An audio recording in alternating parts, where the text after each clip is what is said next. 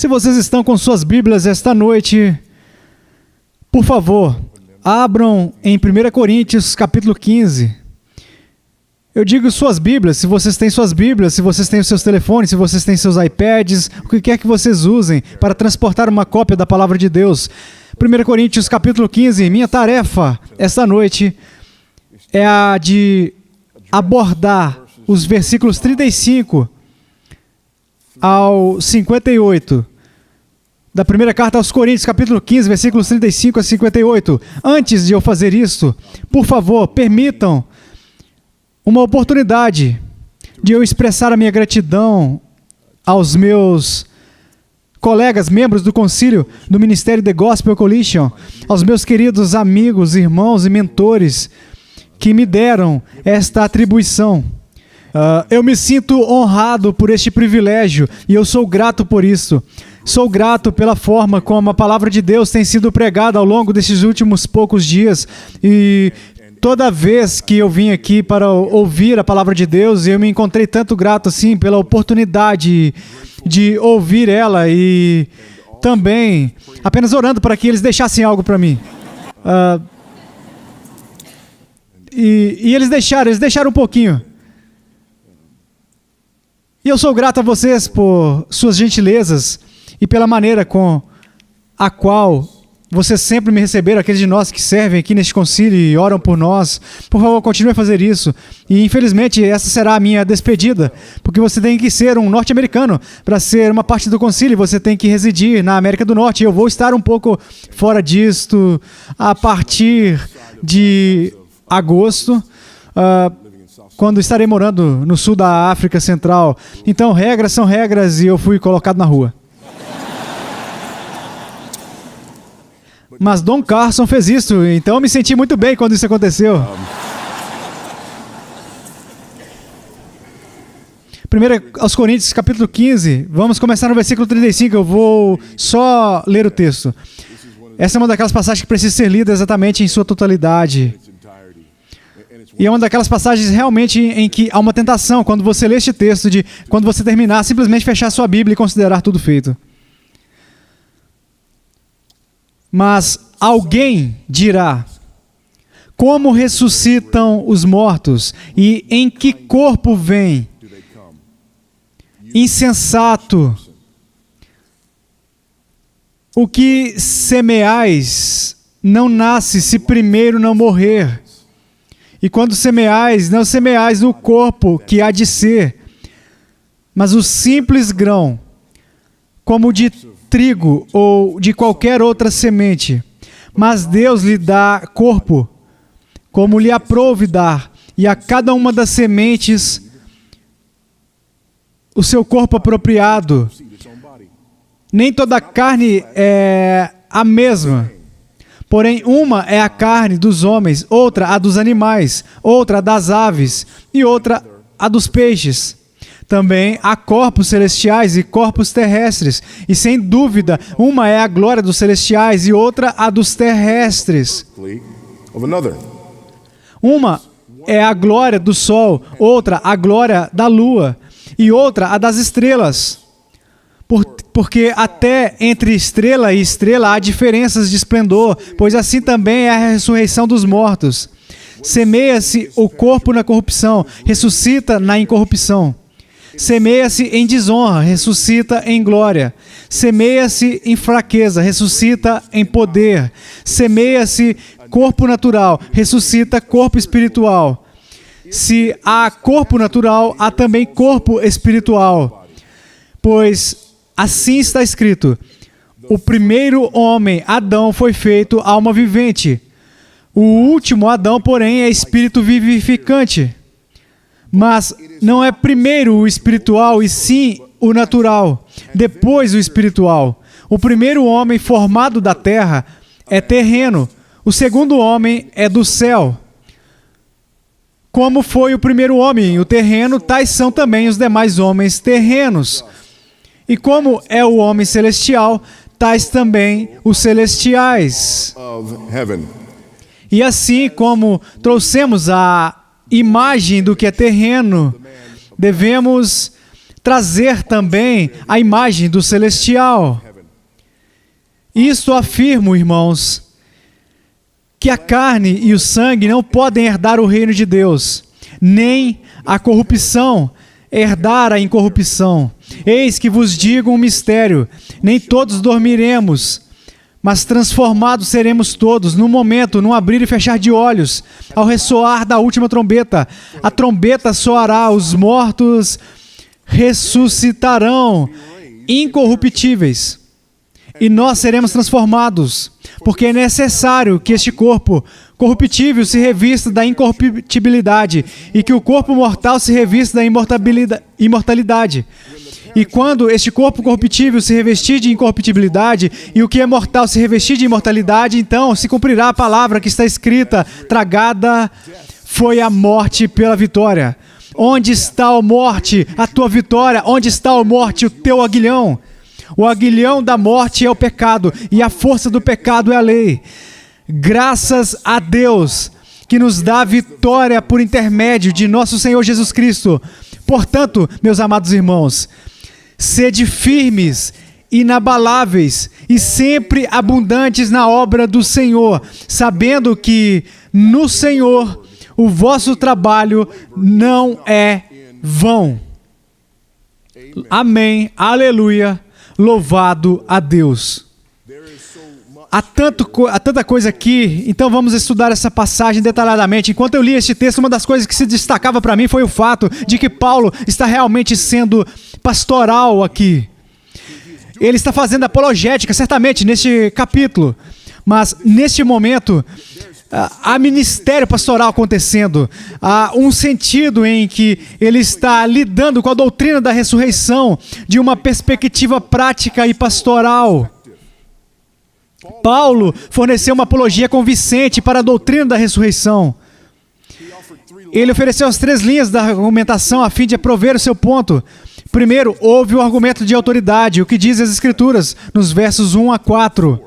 Em segundo lugar, houve o argumento da evidência, o relato de testemunhas oculares, incluindo ele próprio, nos versos 5 a 11.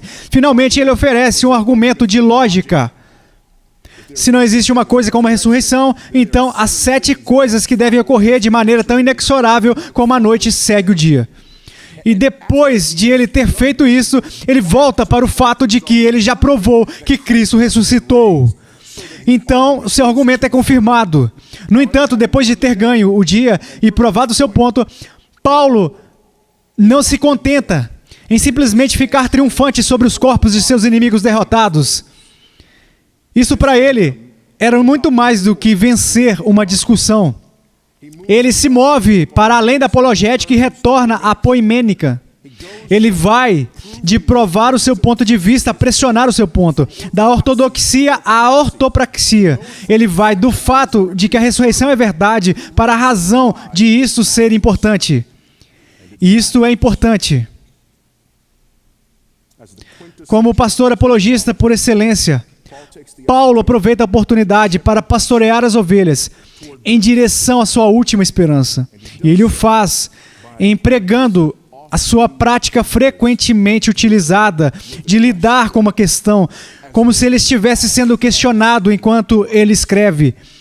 Ele faz isso em vários lugares, ele faz isso em uma grande parte ou em várias grandes sessões no livro de Romanos. E aqui ele começa com: mas alguém dirá. Há este ponto prático aqui onde ele provou que a ressurreição é verdadeira. E agora ele está provando que a ressurreição é essencial. E ele não simplesmente faz isso de uma maneira etérea, mas ele faz isso de maneira que ele lida com uma questão sobre a qual ele foi questionado, ou que ele sabe que vai ser feita com base na sua compreensão da condição humana e da forma como as pessoas se relacionam com esse tipo de informação. Mas é esta pergunta válida? E o que essa pergunta revela?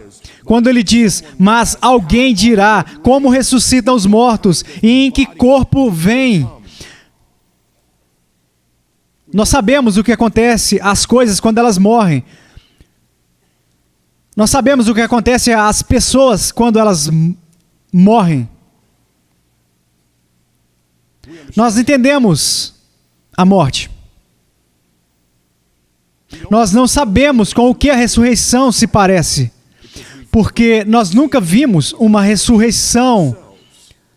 Tudo o que nós temos é o registro e o testemunho das testemunhas da ressurreição de Jesus Cristo, todos aqueles anos atrás. Isto é o que instigou Calvino a escrever.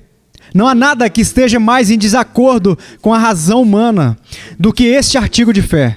Pois quem, senão só Deus, poderia nos convencer de que corpos, que são agora passíveis de corrupção, depois da deterioração, ou depois da consumação por causa de um incêndio, ou pela dilaceração por feras, não serão meramente restaurados inteiramente, mas restaurados numa condição muito melhor. Todos os nossos receios de coisas imediatas não rejeitam isto como uma coisa fabulosa? Não, a coisa mais absurda. Eu concordo com isso. Na primeira vez que eu vi um corpo morto, eu tinha 17 anos. E eu era um incrédulo. Eu nunca tinha ouvido o Evangelho. Eu também não ouvi o Evangelho por mais um ano ou mais depois disto. Eu fui criado por uma mãe solteira, adolescente e budista, infestada em drogas e em quadrilhas na região centro-sul de Los Angeles, na Califórnia.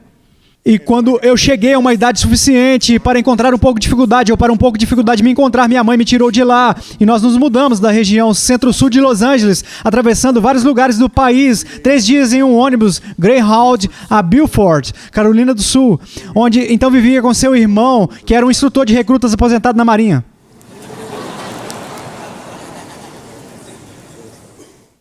Ora!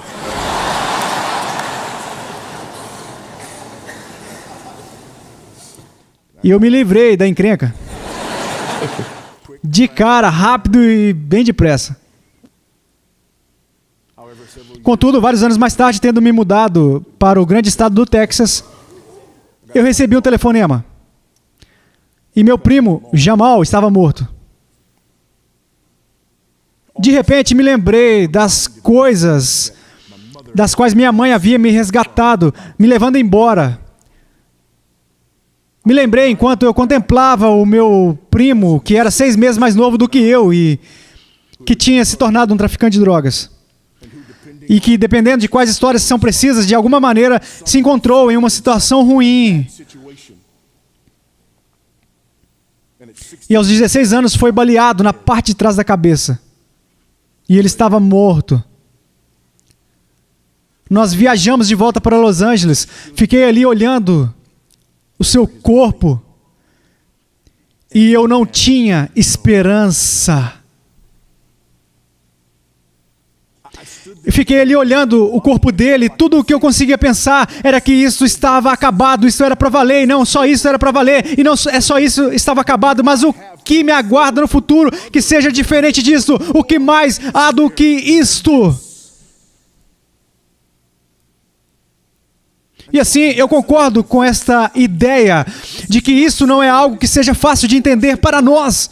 E, no entanto, Paulo repreende a incredulidade dos coríntios. Sim, isso é algo difícil de entender.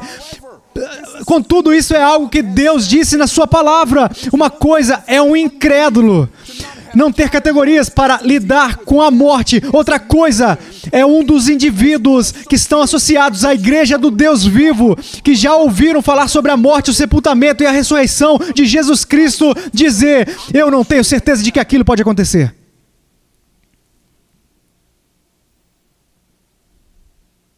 Então, ele diz: insensato. Paulo não diz: ei, eu entendo como isso é difícil para você entender, eu entendo isso. Ele diz: vocês insensatos. Este não é um mero insulto. A linguagem aqui é projetada para enfatizar um ponto. Paulo não estava apenas insultando aos coríntios que não concordavam com isso, porque ele sentiu vontade de ofendê-los. O ponto que ele estava enfatizando era: vocês têm a evidência da palavra de Deus, vocês têm a evidência do ensino apostólico, Mas vocês também têm evidência da revelação geral. Eu simplesmente não consigo compreender como algo poderia morrer e ser enterrado e depois voltar. Insensatos! O que vocês comeram hoje? Isso provavelmente morreu, foi enterrado em uma forma e em seguida voltou em outra forma. Deus tem te mostrado, não só por meio de sua palavra, mas por meio das coisas que você enxerga, mesmo na natureza. E, no entanto, você está determinado a não acreditar. O que significa que você tem que aceitar uma resposta alternativa. E qual é a sua resposta alternativa? Bem, a resposta alternativa poderia ser algum tipo de dualismo platônico. Espiritismo ou gnosticismo serentiano, alguma ideia que basicamente informe que a matéria é má, e porque a matéria é má, toda a história de ressurreição com Jesus não era realmente uma ressurreição de verdade. Ou seja, ele não era realmente humano, porque Deus não iria habitar carne humana pecaminosa. E ele só parecia ser humano, mas não deixou pegadas, por exemplo. Ou ele era humano, mas a sua divindade apenas veio sobre ele no batismo e depois deixou ele lá na cruz. Mas a ideia de que ele era plenamente humano é completamente inaceitável para esse tipo de pensamento dualista. Então, se você não acreditar na ressurreição, você provavelmente acreditará em algo assim. E Paulo refuta isso. Se você não acreditar na ressurreição, o que você tem? Reencarnação? Que de alguma maneira, este é apenas o seu terno terreno, e você irá para outro terno terreno, e pode ser um animal, pode ser uma ave, pode ser um porco, pode ser um... Nós temos de tratar bem os animais, por quê? Porque isso pode ser um parente saudoso.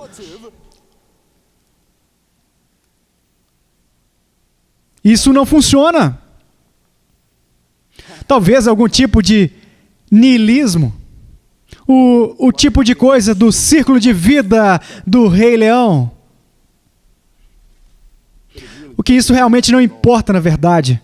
Nós morremos, então vamos voltar ao pó. Estamos apenas consumidos neste ciclo interminável, ou círculo que acontece. Há um grupo chamado Projeto Morte Urbana, e recentemente eles cogitaram a ideia de usar seres humanos mortos como fertilizantes. Nós usamos outras coisas mortas. Por que não usar as pessoas? Entende? A primeira coisa que a ressurreição da vida faz por nós é que ela aborda a nossa antropologia, a nossa compreensão da própria natureza do homem. Essa doutrina afirma a dignidade da humanidade, o fato de que Cristo se fez carne e que ele foi em seguida morto e sepultado e ressuscitou. Ele não se limitou a descartar a sua carne e voltar ao seu lar celestial. Ele levou essa carne com ele na sua forma ressurreta, e isso diz algo sobre a dignidade inerente da humanidade. Em todos os seus elementos, o fato de que os seres humanos, como seres integrais, têm dignidade inerente a eles. Isto diz algo sobre a maneira como pensamos sobre nós mesmos e sobre a maneira como pensamos acerca de outras pessoas. Isso diz algo sobre a santidade da vida humana em todos os pontos. Deus poderia ter feito o seu filho vir de outra forma, mas ele não o fez. Deus poderia ter pulado aqueles aspectos insignificantes da existência humana, mas ele não fez. Deus não fez o seu filho saltar sobre aqueles aspectos da existência humana, porque eles são significativos. E por isso Cristo vem para o útero de uma mulher e experimenta a totalidade do desenvolvimento humano. Assim, ele nos santifica e diz para nós, desde o momento da concepção, existe a vida humana que é digna de ser honrada.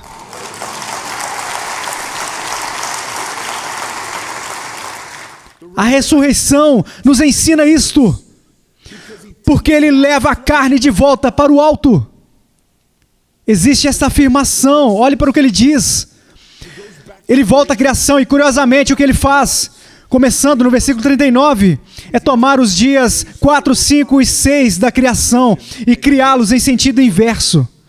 Observe no versículo 39, nem toda carne é a mesma, porém uma é a carne dos homens, outra dos animais, outra das aves e outras dos peixes. Também há corpos celestiais e corpos terrestres, e sem dúvida uma é a glória dos celestiais e outra a dos terrestres. Uma é a glória do sol, outra a glória da lua e outra a das estrelas, porque até entre estrela e estrela há diferenças de esplendor.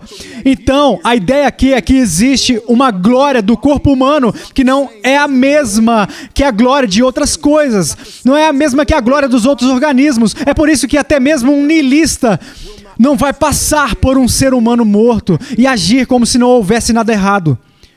Independentemente do que você diz que você acredita, se você vê um outro ser humano caído, você não simplesmente caminha passando por cima dele.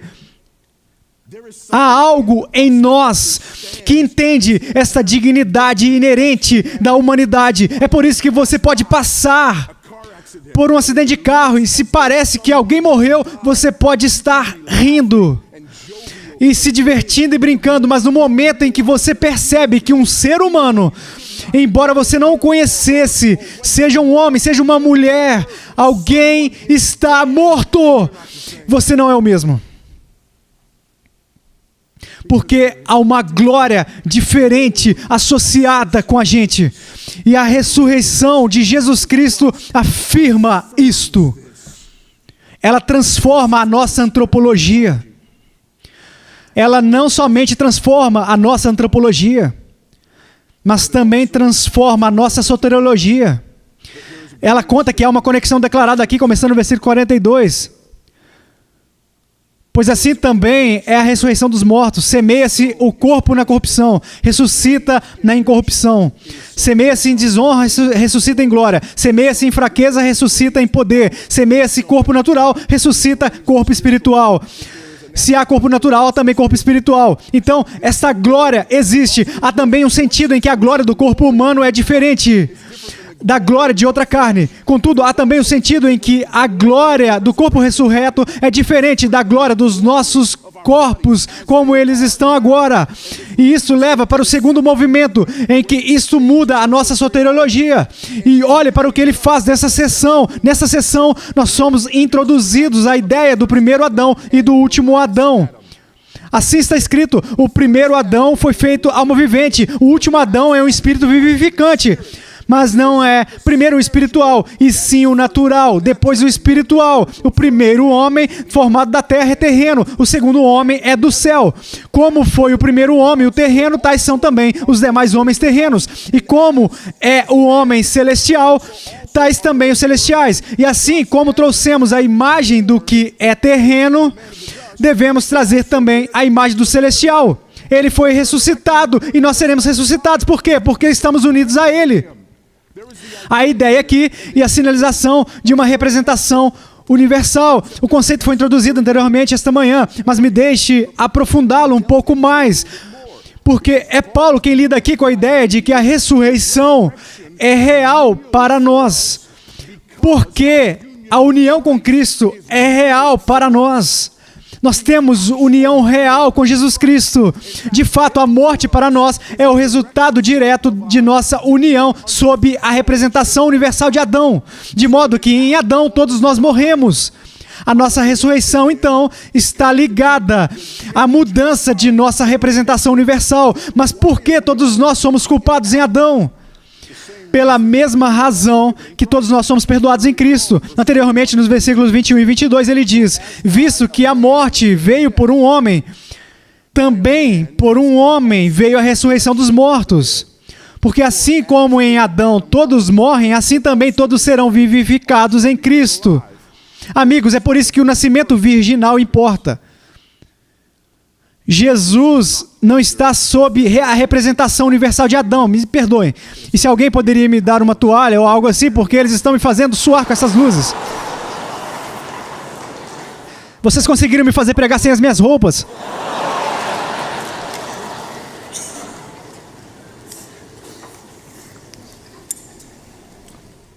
Então, esse é o motivo pelo qual o nascimento virginal importa. Aqueles que dizem, você conhece o nascimento virginal? Nós podemos levá-lo, podemos deixá-lo, não importa. Tudo o que necessitamos é Cristo como nosso exemplo. Não, se Cristo fosse meramente o nosso exemplo e não houvesse nascimento virginal, ele estaria condenado, porque Adão seria o seu representante universal, como são todos aqueles que vêm por geração natural. No entanto, por causa do nascimento virginal, ele não está sob aquela representação universal. É por isso que a sua impecabilidade importa. E por isso que é importante que Jesus não tenha pecado.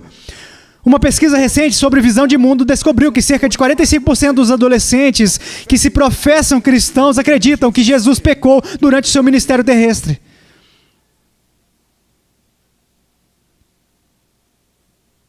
Eu sei de duas coisas. Número 1, eles não compreendem o Evangelho. E número 2, eles não estão sendo catequizados. Os catequismos mais básicos lidam com isso. Que tipo de vida Cristo viveu na terra? A vida de perfeita obediência à lei de Deus. Essas perguntas são feitas a crianças bem pequenas. Mas nós chegamos a crer que a teologia não importa. Paulo não acredita nisso, ele acredita que a doutrina da ressurreição importa em um nível muito prático, porque se você não entende essa doutrina da ressurreição corretamente, então você não entende que você está sob a representação universal de Cristo e você não entende o significado de sua obediência ativa e passiva, que na sua obediência ativa ele guardou a totalidade da lei e foi realmente justo. Desse modo ele é capaz de imputar a justiça real a você. E na sua obediência passiva, ele aceita em si mesmo a morte que você devia a Deus, mas não poderia pagar. Portanto, podemos imputar a ele a nossa pecaminosidade. E por causa dessa dupla imputação, estamos diante de Deus, sob a representação universal de Jesus Cristo, não só perdoados, mas justos. E podemos realmente antecipar a ressurreição dos nossos corpos.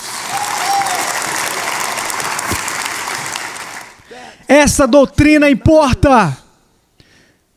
Se Cristo não fosse realmente justo, então ele não seria melhor do que Buda. Ele não seria melhor do que Gandhi. Ele não seria melhor do que Confúcio. Ele seria apenas um exemplo e você poderia levá-lo ou deixá-lo.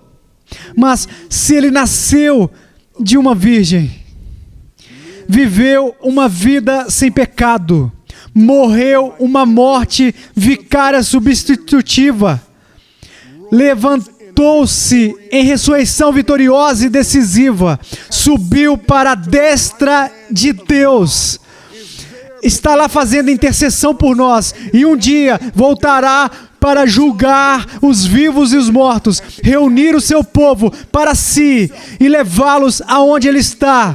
Então, esta doutrina importa.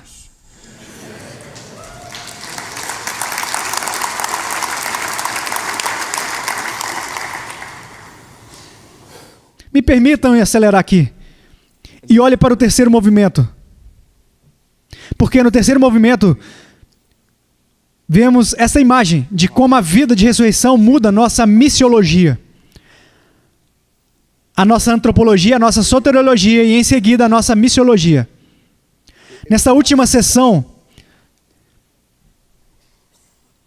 ele inicia usando uma passagem familiar que já foi tratada anteriormente. Essa é uma passagem paralela a uma passagem que aqui nós já lidamos anteriormente, mas vamos descer aqui vários versículos e olhar para o que nós encontramos aqui, começando no versículo 54.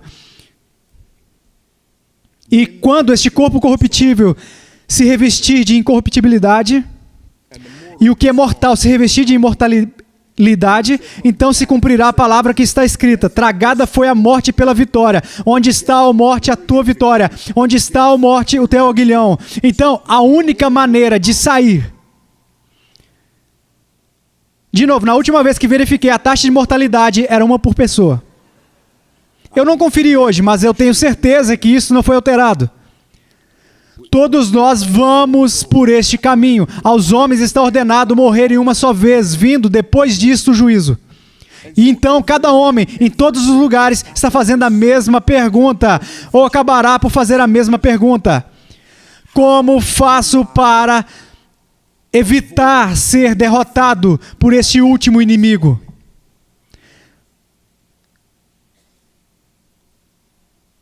Você não pode chicotear ele. Você não pode comprar ele. Você não pode satisfazer ele. Você não pode fugir dele. Você não pode fazer exercícios físicos o suficiente. Você não pode comer bem o suficiente. Não há nada que você possa fazer para evitar ser derrotado por este inimigo. Mas o que a ressurreição diz é que você pode superar este inimigo. A morte foi tragada pela vitória. Onde está a morte, a tua vitória? Onde está a morte, o teu aguilhão? Você entende? Quando você vela um cristão, isso não é igual a velar um incrédulo. Porque quando você vela um crente, você sabe que por causa da sua união com Cristo, seu representante universal, o crente ressuscitará. Assim como Cristo ressuscitou dentre os mortos, há uma ressurreição futura. E assim este aguilhão e esta vitória se foram. Mas olhe, há mais. O aguilhão da morte é o pecado, o poder do pecado é a lei. Bem, o pecado e a lei foram lhe dados pela obediência ativa de Cristo. É por isso que o aguilhão foi tirado. Portanto, meus amados irmãos, sede firmes, inabaláveis e sempre abundantes na obra do Senhor, sabendo que no Senhor o vosso trabalho não é vão. A pergunta é, o que é este trabalho? Agora, como lemos isto? Este trabalho é referente a qualquer coisa que podemos fazer ou se refere a algo mais específico? E geralmente lemos isso e nós lemos isso como se fosse qualquer coisa que fazemos. Eu acredito que há algo mais específico sendo referido aqui. Volte para os versículos 31 a 34. E aqui, em seu argumento lógico, ele apresenta algo muito semelhante. Ele diz... Eu protesto, irmãos, por minha... Na verdade, desculpe, versos 14 a 19. 14 a 19. E se Cristo não ressuscitou, é vã a nossa pregação e vã a vossa fé. E até somos considerados falsas testemunhas de Deus, porque temos testificado contra Deus que Ele ressuscitou a Cristo, ou a qual Ele não ressuscitou. Se é certo que os mortos não ressuscitam, porque se os mortos não ressuscitam, também Cristo não ressuscitou. E se Cristo não ressuscitou, é vã a vossa fé. E ainda permaneceis nos vossos pecados. E ainda mais, os que dormiram em Cristo pereceram. Se a nossa esperança em Cristo se limita apenas a esta vida, somos os mais infelizes de todos os homens. Então ele fala sobre o seu trabalho não ser em vão. Ele estava se referindo a essa ideia de antes. Mas ao que ele se refere? Ele se refere ao nosso ministério evangélico, para a nossa proclamação do evangelho, mas também para a nossa santidade e para a nossa vida de fé. Em seguida, no parágrafo imediatamente anterior a este parágrafo, o primeiro parágrafo, versículos 31 e 34, eu protesto, irmãos, pela glória que tem em vós outros, em Cristo Jesus nosso Senhor, se como um homem eu lutei em Éfeso com feras, que me aproveita isso? Se os mortos não ressuscitam, comamos e bebamos, que amanhã morreremos. Não vos enganeis, as más conversações corrompem os bons costumes. Tornai-vos a sobriedade, como é justo, e não pequeis, porque alguns ainda não têm conhecimento de Deus. Isso digo para vergonha vossa. Mais uma vez, sobre o que estamos falando, a proclamação do Evangelho e a nossa vida de fé e retidão. Este é o trabalho que não é vão. O trabalho que não é vão é o trabalho pelo Evangelho. Este trabalho da justiça por causa do Evangelho e seu impacto sobre nós. Este trabalho no Evangelho, como nós o anunciamos, de modo que Cristo possa ter a plenitude da recompensa pela qual Ele morreu. Este é o trabalho que não é vão. Será que é porque nós teremos sucesso garantido? Não. É porque nós teremos garantia de que nós vamos transformar nossa cultura. Se fizermos isso, o seu trabalho não será vão, você vai transformar a sua cultura, vai transformar a comunidade. Não, você talvez não faça isso. No entanto, você pode trabalhar no Evangelho, perseverar na justiça, buscar justiça e santidade para a glória de Deus, e não alcançar nenhuma das coisas externas que você desesperadamente busca, e ainda dizer que o seu trabalho não tem sido feito em vão.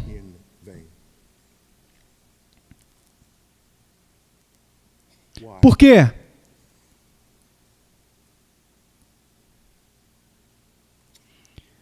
Quatro coisas.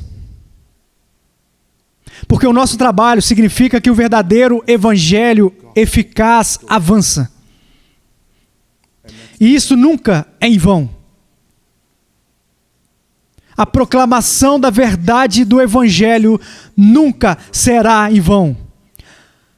A proclamação da verdade do evangelho sempre realizará o que Deus planejou ser realizado. E isso nunca é em vão. E por isso nós martelamos. Irmãos, não desistam de pregar o evangelho. Isso já aconteceu de tempos em tempos e de local a local, onde a pregação do evangelho não pareceu frutificar. E assim nós colocamos a nossa fé, a nossa esperança e a nossa confiança em vários programas e meios de manipulação, construindo uma ratoeira melhor, tentando descobrir o que nós precisávamos fazer a fim de trazê-los, porque é aí que se encontra o nosso sucesso. Não, o nosso sucesso está na nossa fidelidade, na proclamação do evangelho. Queremos que as pessoas sejam salvas? Com certeza nós queremos. Queremos que as pessoas sejam salvas aos milhares, aos milhões. Mas não para que possamos dizer, nós fomos bons no que fizemos, mas para que possamos dizer, eu me regozijo e alegro-me por Cristo, que ter a plenitude da recompensa pela qual Ele morreu. Em segundo lugar, o nosso trabalho nos conforma à imagem de Cristo em verdadeira justiça, quando é trabalho pelo Evangelho. Há 2 capítulos que são colocados costas com costas. Eles estão no livro de Romanos. Romanos capítulo 5. Paulo fala sobre essa ideia de representação universal com o primeiro Adão e o último Adão novamente. Mas então, ele vem para o capítulo 6.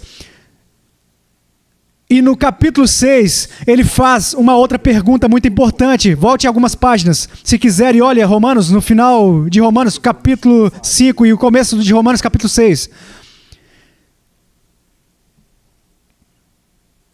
Este último parágrafo em Romanos, capítulo 5, com início no versículo 18, pois assim como por uma só ofensa veio o juízo sobre todos os homens para condenação, assim também por um só ato de justiça veio a graça sobre todos os homens para a justificação que dá a vida. Porque como pela desobediência de um só homem, muitos se tornaram pecadores, assim também por meio da obediência de um só, muitos se tornarão justos. Sobreveio a lei para que avultasse a ofensa.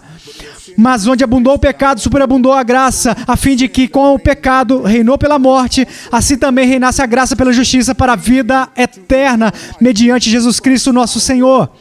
Capítulo 6. Que diremos, pois? Permaneceremos no pecado para que seja a graça mais abundante? De modo nenhum.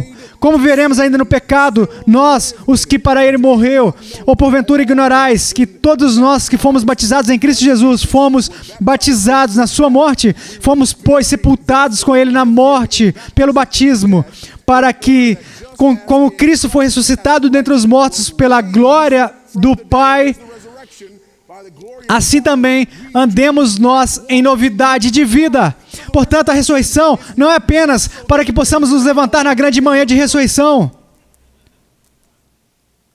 A ressurreição é também uma imagem de nós caminhando em novidade de vida que temos agora.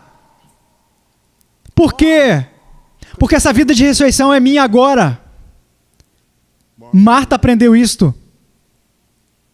Oh, Jesus! Oh, se você estivesse bem aqui. Jesus, eu sei que se você estivesse aqui, meu irmão não teria morrido. Se você tivesse vindo antes do meu irmão morrer, você poderia ter feito alguma coisa, porque eu vi você fazendo coisas assim, eu sei que você poderia fazer coisas, então poderia ter feito uma das coisas que você faz. Agora ele está morto há dias, é tarde demais.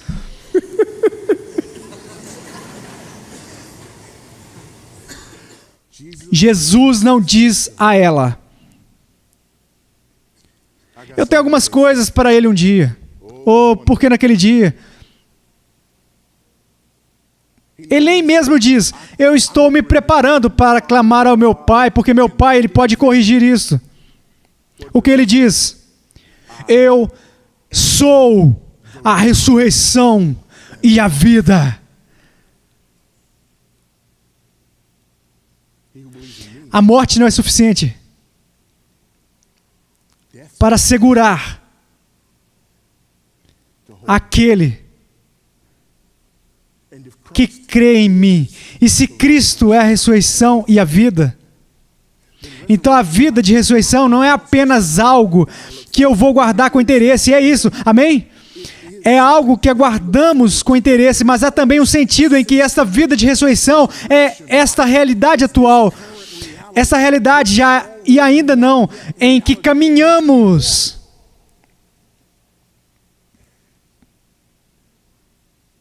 E por quê? Pela santidade, pela justiça, pela esperança.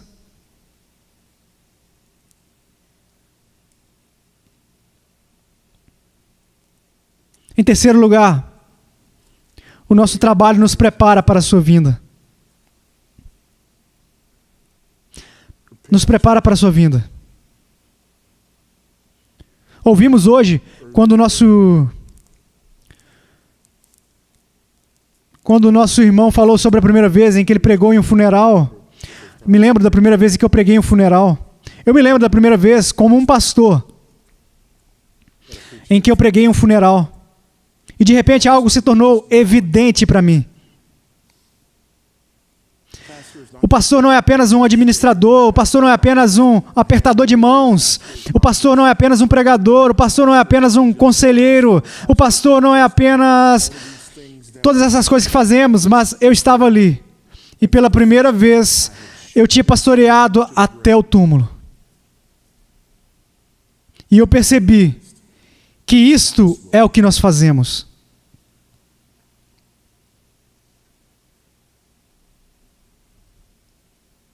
Isto é o que nós fazemos. Estamos tão acostumados com as pessoas simplesmente se levantando e saindo. Eles não gostam da cor do tapete, eles não gostam da música, eles não gostam de como você prega, eles não gostam disso, eles não gostam daquilo. E assim as pessoas simplesmente vão, elas vão, mas às vezes as pessoas não vão voluntariamente.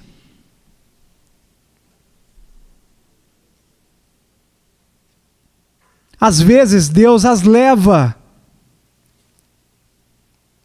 E nesses momentos nós percebemos que tudo o que fizemos em suas vidas antes deste ponto, de repente agora tem significado renovado. Porque era importante que eu pregasse àquela pessoa, porque este dia estava vindo. Porque era importante que eu aconselhasse aquela pessoa, porque este dia estava chegando. Porque era importante que eu evangelizasse aquela pessoa, porque este dia estava chegando. Porque era importante que eu segurasse a mão daquela pessoa, porque este dia estava chegando. Porque era importante que eu faça todas essas coisas que eu fiz com aquela pessoa, com todo o resto dessas pessoas. Por quê? Porque este dia está chegando para todos nós. Estamos preparando as pessoas para o encontro com Deus. Entretenimento não faz isto. Mimo não faz isto. O Evangelho faz isto. E quando nós entendemos isto, isso muda a magnitude e a seriedade do ministério que nós temos. Finalmente, o nosso trabalho nos dá esperança.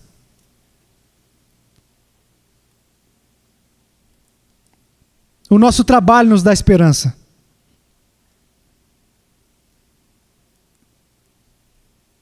Você sabe que há uma enorme diferença entre ficar de pé perto de um homem de 90 anos de idade, pregando em um funeral, perante um grupo de pessoas que estão acenando com a cabeça, concordando e sorrindo, porque aquele homem de 90 anos de idade viveu toda essa longa e plena vida e conhecia o Senhor e amava o Senhor. E ficar de pé na frente de um caixão deste tamanho.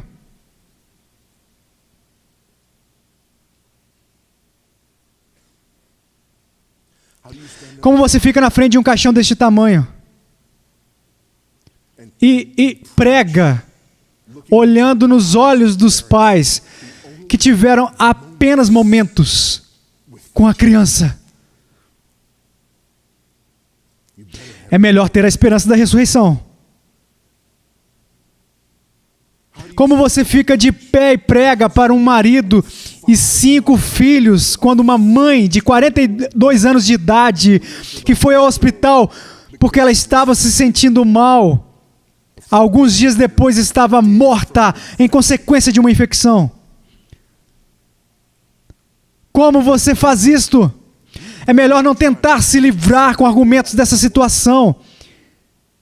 Isto é a esperança do Evangelho, a esperança da ressurreição e a realidade que essa não é a nossa casa e que estamos sendo preparados para algo mais. E por causa da ressurreição de Cristo, que muda a nossa antropologia, nós pensamos sobre essas pessoas de forma diferente e sobre a integridade das pessoas de modo diferente, porque isso muda a nossa soteriologia. Nós pensamos sobre o que Cristo fez por eles e por nós de forma diferente, e porque isso muda a nossa missiologia, pensamos de maneira diferente sobre a forma de utilizar este momento.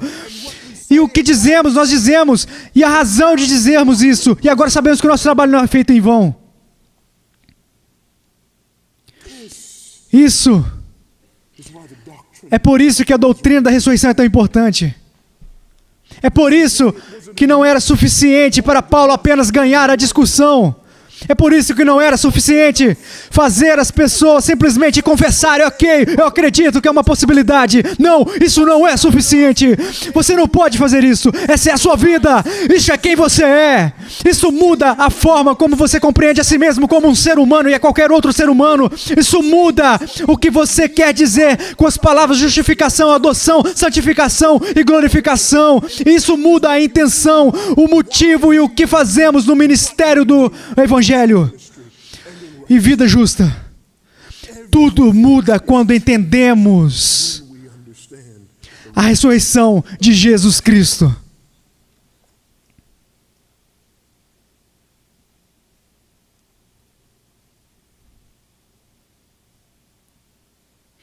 E é por isso que nós olhamos para esses elementos repetidamente e lembramos o nosso povo repetidamente. Sempre que nós comemos este pão e bebemos deste cálice, nós anunciamos a morte do Senhor até que Ele venha. Devemos sempre estar centrados na ressurreição. Por quê? Porque não há nenhum evangelho sem a ressurreição. Portanto, se nós não estamos centrados na ressurreição, não estamos centrados no Evangelho.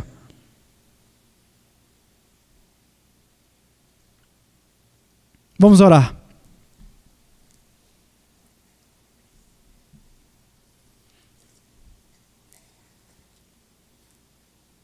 Ó Deus, como nós agradecemos. Ó, como nos alegramos com esta grande verdade. Como nos exultamos nessa grande esperança. À medida que envelhecemos, nossos cabelos ficam grisalhos, nossos corpos quebram e se movem mais lentamente, e as doenças, as enfermidades vêm. Nos somos relembrados repetidamente que não vamos ficar aqui para sempre. E como aquele lembrete vem, há um outro grande lembrete que apresentas a nós regularmente. Este lembrete de que Cristo venceu aquele inimigo final. Este lembrete de que a morte não tem a última palavra.